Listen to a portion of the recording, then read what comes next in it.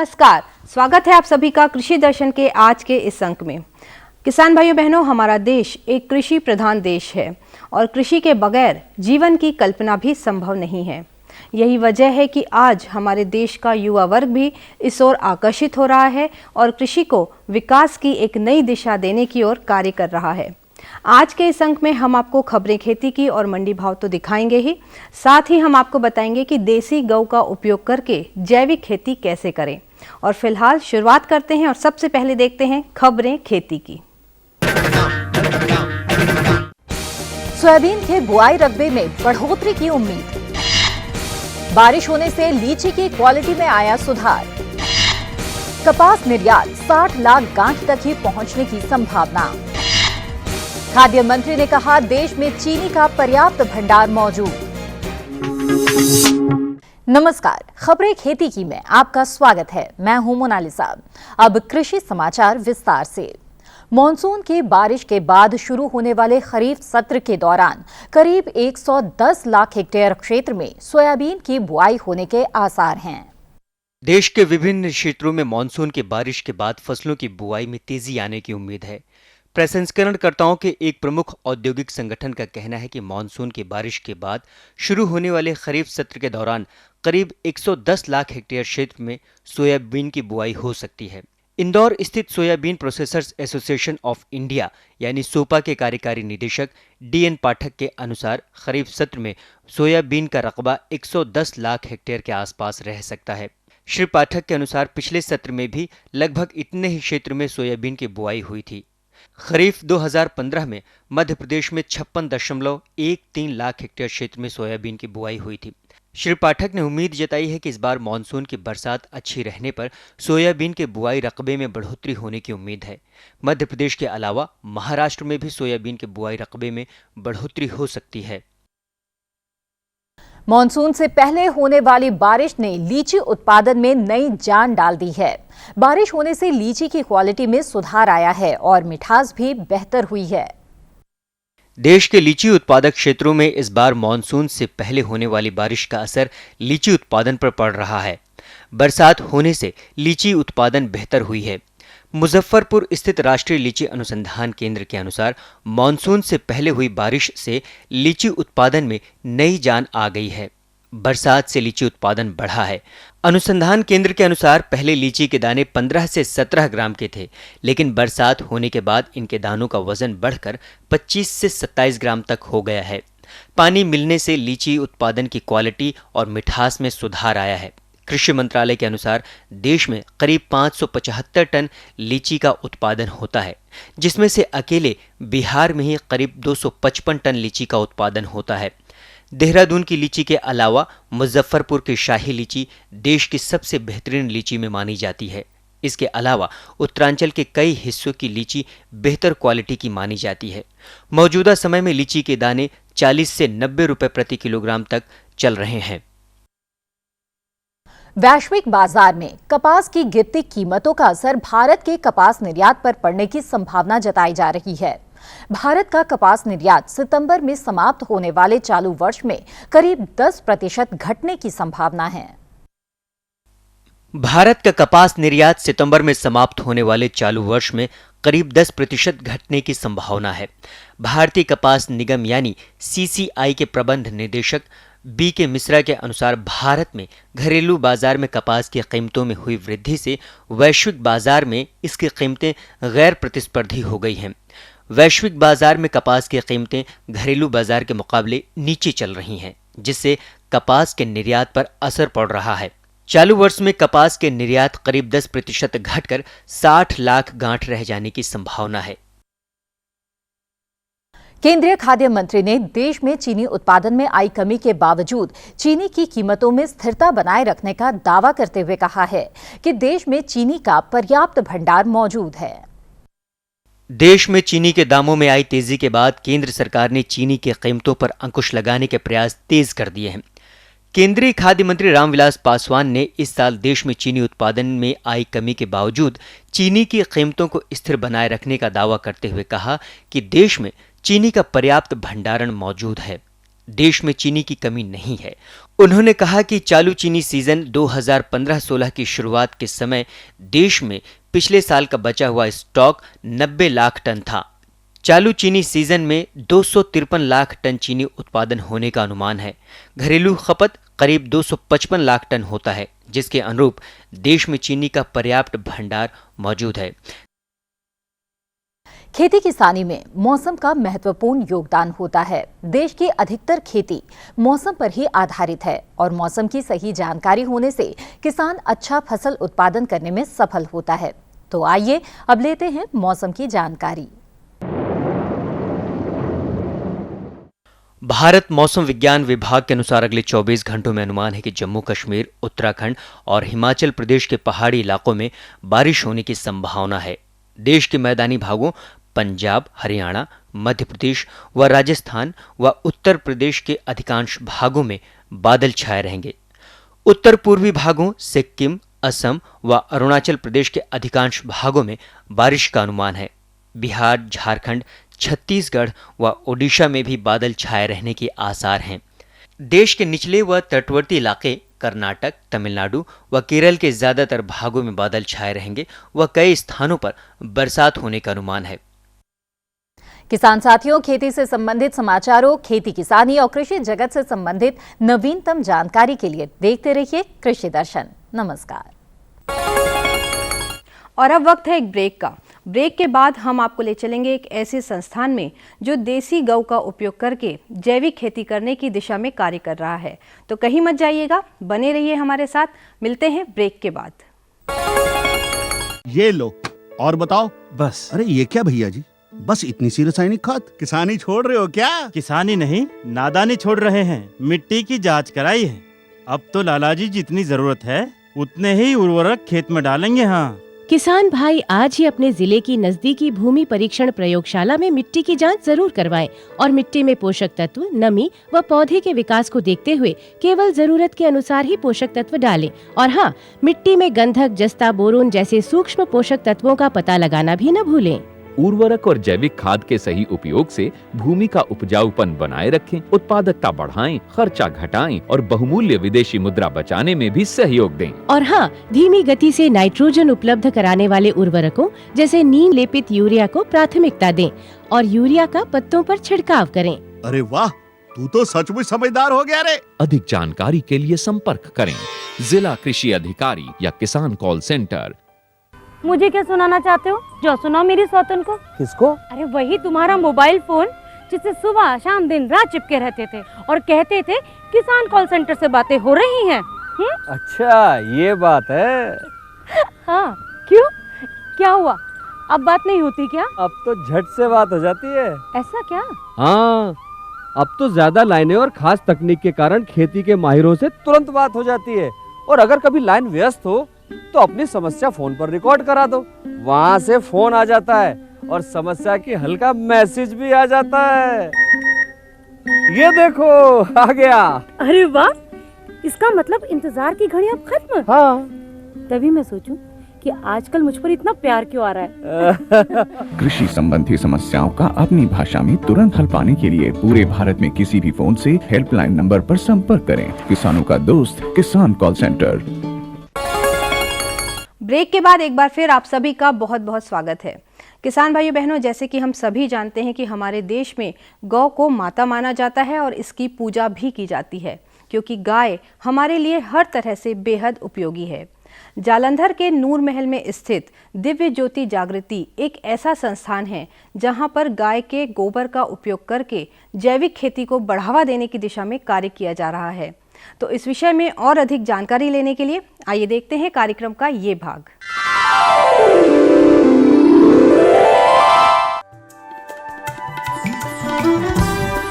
देश भर में किसानों के द्वारा एकल और सामूहिक रूप से जैविक खेती की जा रही है। इस दिशा में पंजाब के जालंधर जिले के नूर महल स्थित दिव्य ज्योति जागृति संस्थान द्वारा देसी गाय आधारित जैविक खेती को बढ़ावा देने का अभिनव प्रयास किया जा रहा है, जो कि हितकारी है। दिव्य ज्योति जागृति संस्थान के संस्थापक एवं संचालक सर्वश्री आशुतोष महाराज जी ने कृषि को मॉडल बनाने के लिए हमें दिशा निर्देश दिए, प्रेरणा दी और उसी के चलते हितकारी खेती नाम से हम कृषि उत्पाद कर रहे हैं। और सबसे पहले जो चरण है वो ये था कि कृषि को गो आधारित बनाया जाए।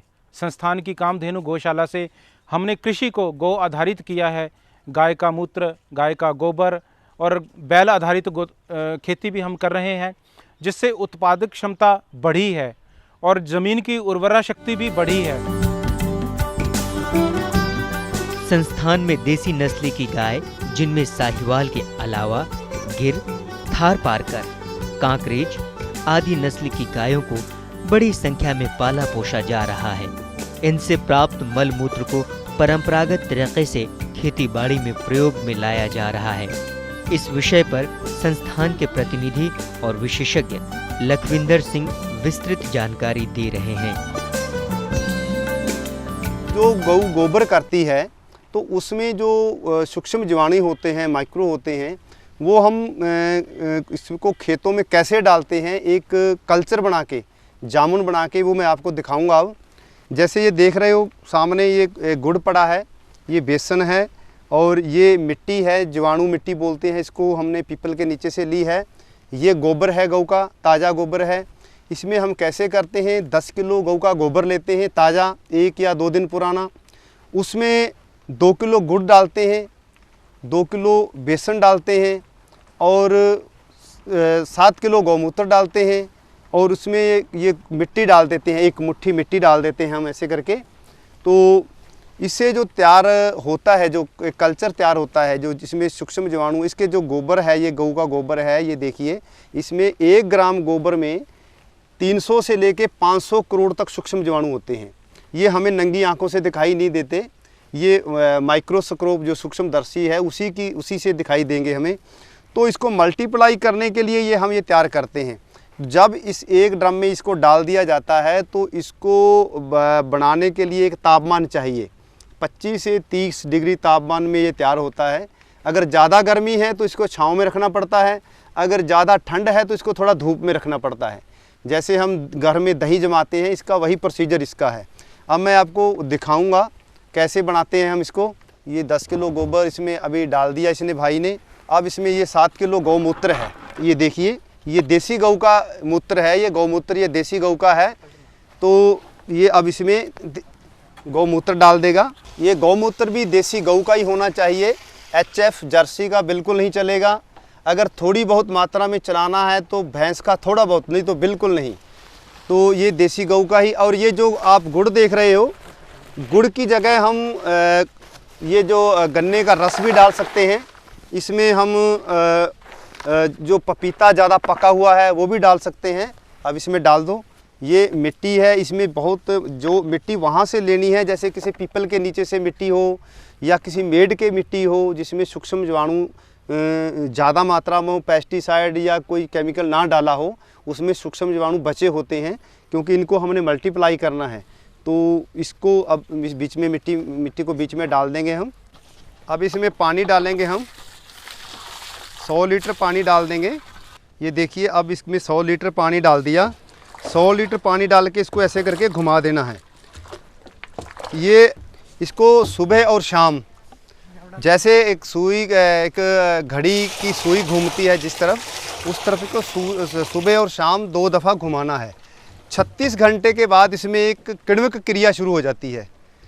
जैसे अपने आप इसमें से एक बुलबुले उठने शुरू हो जाएंगे, तो समझ लेना कि ये तैयार हो गया। फिर इसको क्या करते हैं हम, इसको पूरा ड्रम पानी का भर के और खेतों में ये जो लीवर लगा हुआ है नीचे, इसको खोल देते हैं और उधर से पानी खेतों में बह रहा होता है, तो बीच में खेतों में ये चला जाता है। तो इससे ही ये जितने भी इसमें सूक्ष्म जीवाणु हैं सारे के सारे खेतों में चले जाते हैं और अपना काम शुरू कर देते हैं।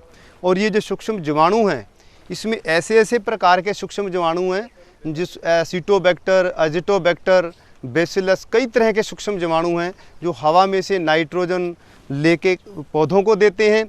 और फास्फोर और पोटास जो खेतों में पड़ी है, जो पौधे सीधे ले नहीं सकते, जैसे हम किसी को पका के चीज़ देते हैं, ऐसे ही ये भोजन को पका के जो इसमें सूक्ष्म जीवाणु हैं वो फास्फोरस और पोटास को पका के जिस स्थिति में पौधे को ज़रूरत है घुलनशील बना के उसकी जड़ों को देते हैं। जैविक खेती में देसी केचुए का अमूल्य योगदान होता है। देसी केचुआ मिट्टी के स्वास्थ्य को न केवल बनाए रखने में सहायक होता है बल्कि मिट्टी की उर्वरा शक्ति को और इसके नमी को भी अद्भुत तरीके से बढ़ाता है।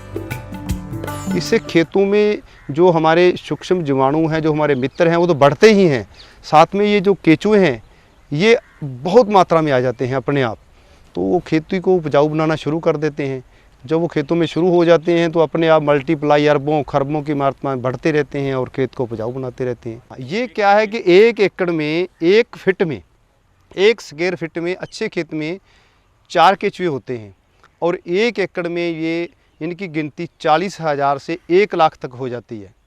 और मान लीजिए इन 10% भी सक्रिय हैं, काम करते हैं, बाकी सुस्त पड़े हैं, कोई बीमार है, 10% भी सक्रिय हैं तो 1 घंटे में 30 किलो मिट्टी खा के बाहर निकाल देते हैं, जो किसान के लिए बहुत नाइट्रोजन, फास्फोरस, पोटास युक्त होती है और खेतों को खाद मिलनी शुरू हो जाती है। इसमें जहाँ भी आपको ये केचुए मिलेंगे, देसी जो मिलेंगे, अर्थवॉर्म मिलेंगे, वो मिट्टी में किसी चीज़ की कमी नहीं होगी।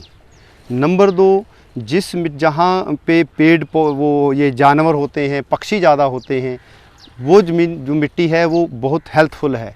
जिस रास्ते से ये नीचे जाता है उस रास्ते से ये ऊपर नहीं आता, ये दूसरा सुराख निकालता है, क्योंकि इसने मिट्टी खानी होती है, तो अगर उस रास्ते से आएगा तो भूखा रहेगा। तो जो सुराख ये निकालता है दूसरी आने के लिए और सुराख निकालता है ये। तो एक तो इसका एक बड़ा रोल ये है कि जो मिट्टी खाता है उसमें नाइट्रोजन, फास्फोरस, पोटास बहुत ज़्यादा मात्रा में होती है। दूसरा ये है कि जो पानी है जमीन धरती के नीचे अपने आप रिचार्ज होता रहता है, वेस्टेज नहीं होता। जो आज सबसे बड़ी पानी की समस्या है कि बोरिंग से पानी हम निकाल तो रहे हैं, रिचार्ज नहीं हो रहा। एक ज़मीन में लेयर बन गई है 1.5 फीट नीचे, जो पानी को नीचे जाने ही नहीं देती, क्योंकि केमिकल पेस्टिसाइड डाल के ये सब केचुए ख़त्म हो गए हैं हमारे। तो इनके मरने की वजह से, इनके ख़त्म होने की वजह से वाटर रिचार्ज नहीं हो रहा। एक तो हमारा ये तरीका है ऑर्गेनिक फार्मिंग। संस्थान के द्वारा गुणवत्ता युक्त फसल उत्पादन को और बढ़ाने के लिए कई नए तरीके और साथ ही नई प्रणालियों को अपनाया जा रहा है। यहाँ पे 70% पानी का हमने बचत की है। तो हम पानी को जैसे लोग फ्लडिंग के हिसाब से देते हैं वैसे नहीं देते, हम सिर्फ जड़ों को पानी देते हैं। और मेरा एक ऐसा तजर्बा है, एक मिशन का ऐसा तजर्बा है कि पानी, जड़ों को पानी नहीं चाहिए, जड़ों को नमी चाहिए। 50% हवा और 50% नमी चाहिए।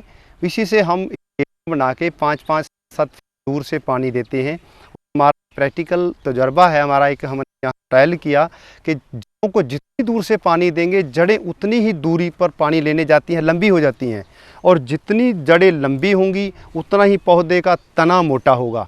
जितना पौधे का तना मोटा होगा उतना ही उसमें भोजन संग्रह करेगा और उसको फल भी बड़ा लगेगा।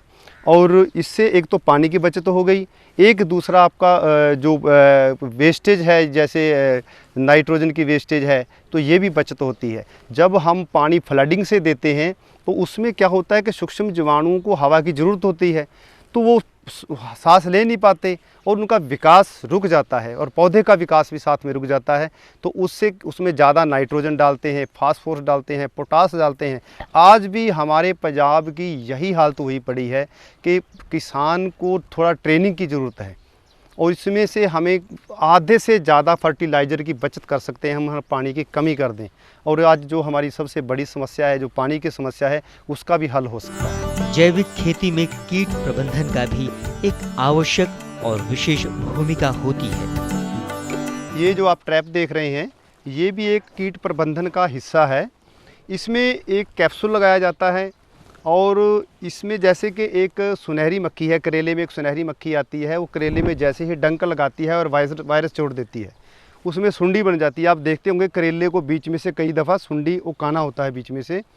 तो ये जो सुनहरी मक्खी है, ये इसमें एक कैप्सूल है, इसकी ओर आकर्षित होती है अपने आप, इसमें से गंध निकलती है कैप्सूल में से। इसमें मादा मक्खी नहीं आएगी, इसमें जितनी आएगी नर ही आएगी। तो वो मादा को ऐसे इसमें गंध फिट की है जो मादा को ढूंढने के लिए घूमता है, तो ये इसको छोड़ के जाता ही नहीं बिल्कुल भी, तो यहीं पे ख़त्म हो जाता है और वो मादा अंडे ही नहीं दे पाती। तो इससे हमारे जो हानिकारक कीट हैं उनकी बढ़ोतरी कम हो जाती है। तो हमारा ये कीट प्रबंधन बहुत कामयाब है, अच्छा है। तो ये इसलिए हमने ये कुदरती तौर पे ये इसी को फिट किया है यहाँ पे। जैसे आप देख रहे हैं में गन्ने की फसल के बीच में हमने 4 फसलें और ली। गन्ने के बीच में हमने बैंगन लगा दिया, बैंगन के साथ गोभी लगा दी। तो गोभी जो है वो 3 महीने की फसल है, बैंगन जो है वो 8 महीने की फसल है, गन्ना जो है 1 साल की फसल है। तो गोभी पहले तो किसान गोभी ले लेता है, किसान के पास 3 महीने में पैसे आने शुरू हो जाते हैं। तो जो गोभी का वेस्टेज बचता है और जो मिट्टी बचती है वो दूसरी फसलों के काम आ जाती है, वो उनकी खाद बन जाती है, उनको ऊपर से खाद पाने की ज़रूरत नहीं है। और जब 3 महीने में गोभी ख़त्म हुई तो बैंगन शुरू हो गया, बैंगन की फसल आ गई, बैंगन के पैसे आने शुरू हो गए। जब बैंगन को ख़त्म हुआ तो गन्ना आ गया। तो इसलिए हम ये 3-3, 4-4 फसलें इकट्ठी लेते हैं। और एक फसल ये आप देख रहे हो गन्ने के बीच में हमने मूंग बोया हुआ है, और मूंग की फसल ऐसी है जो हवा में से नाइट्रोजन को फिल्टर करके गन्ने को दे रही है। फल तो देगी, वो नाइट्रोजन भी दे रही है। और ये ऐसा करने से किसान को अगर एक फसल पे को कुदरती आफत आ जाती है, कीट कोई आ जाता है, फिर भी हमारे पास 2-3 फसलें बच जाती हैं। अगर बाज़ार में एक फसल का रेट कम है तो दूसरी का तो मिलेगा। इसलिए किसानों को इंटरक्रॉपिंग फसलें ज़रूर बोनी चाहिए, किसान के लिए बहुत लाभदायक है। जैविक खेती गुणवत्ता युक्त शहद उत्पादन और पर्यावरण संरक्षण में भी बहुत मददगार होती है। जो ऑर्गेनिक शहद है ये बहुत मार्केट में बहुत अच्छी प्राइस में बिकता है, क्योंकि ये अलग अलग फूल होते हैं, जैसे जब वेजिटेबल के फूल हों या किसी क्रॉप के फूल हों, तो उसमें जब मल्टी क्रॉपिंग होती है तो उसके मल्टी क्रॉप में जाकर जो मक्खी उसके शहद इकट्ठा करती है तो वो मल्टी ग्रेड शहद होता है, उसको मल्टी फ्लोरा शहद कहते हैं, हनी कहते हैं। तो ये मार्केट में बहुत अच्छा प्राइस में किसानों को मिलता है, इसमें किसान की इकोनॉमी हालत भी अच्छी हो जाती है। देसी नस्ल की गायों से न केवल जैविक खेती को बढ़ावा मिलता है, बल्कि इनके गोबर से गोबर गैस प्लांट लगाकर ऊर्जा की कमी को दूर किया जा सकता है। कामधेनु गौशाला में आप देख रहे हैं मेरे पीछे बायोगैस प्लांट है, और गौशाला में इस बायोगैस प्लांट के माध्यम से हम बिजली की पैदावार करते हैं। इससे जनरेटर सेट चलता है। गायों का जो वेस्टेज होती है, गोबर होता है, वो इसमें डाल के हम बायोगैस प्रोड्यूस करते हैं। और हमारी किचन है संस्थान के आश्रम में जहाँ भोजन पकाया जाता है, वहाँ भी इस बायोगैस प्लांट का, इस बायोगैस का प्रयोग किया जाता है। और इन फ्यूचर हम ये करना चाह रहे हैं कि जितनी ज़्यादा हमारा गोधन होगा, गौ संवर्धन होगा, उनका जो बायो वेस्ट है, गोबर है, उससे हम सारे आश्रम में बिजली प्रोड्यूस कर सकें, ऐसी हमारी भावी योजनाएं हैं। और जितनी भी वेस्टेज होती है इस बायोगैस प्लांट से बाहर निकलती है, उनको हम खेतों में उपयोग करते हैं, और उससे हमारी जो गुणवत्ता है फसलों की और उपजाऊ शक्ति है वो भी बढ़ती है। दिव्य ज्योति जागृति संस्थान की कामधेनु गौशाला में देसी नस्ल की गायों से प्राप्त मल मूत्र को जैविक खेती में तो प्रयोग में लाया ही जा रहा है, साथ ही रोग व्याधियों के निवारण के लिए भी औषधि के रूप में प्रयोग में लाया जा रहा है। देसी गायों का जतन न केवल अध्यात्म से जुड़ा हुआ है, बल्कि आज इनकी वैश्विक गुणवत्ता की प्रामाणिकता विभिन्न तरह से अपनी उपयोगिता सिद्ध कर रही है।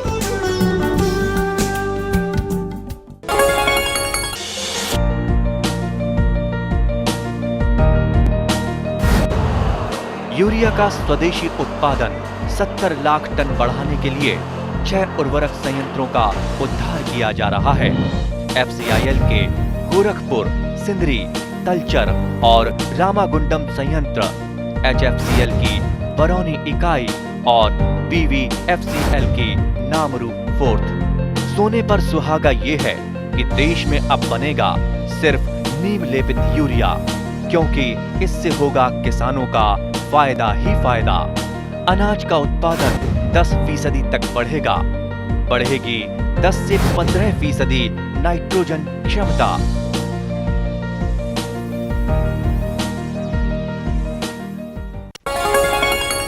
आपको हमारा कार्यक्रम कृषि दर्शन कैसा लगा? अपने सुझाव, प्रतिक्रियाएं एवं सवाल हमें इस पते पर भेजें। कृषि दर्शन, कमरा नंबर 10, CPC दूरदर्शन, खेलगांव, नई दिल्ली 110049।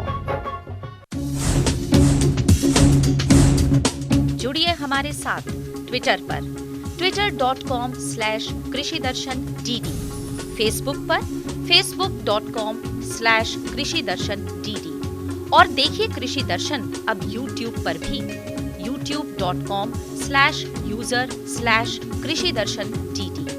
भेजें हमें मेल कृषिदर्शन-DD@gmail.com पर। किसान भाइयों बहनों, आज आपने देखा कि किस तरह से देसी गौ का उपयोग करके जैविक खेती की जा रही है और इससे न केवल फसल का उत्पादन और गुणवत्ता बढ़ रही है बल्कि पर्यावरण को भी प्रदूषित होने से बचाया जा सकता है। तो हमें उम्मीद है कि आप इस दिशा में ज़रूर कार्य करेंगे। आज का अंक आपको कैसा लगा ये जानने के लिए हमें इंतज़ार रहेगा आपके पत्रों और आपके ईमेल्स का। तो मिलेंगे अगले कार्यक्रम में कुछ और नई कृषि जानकारियों के साथ। तब तक के लिए हमें अनुमति दीजिए। नमस्कार।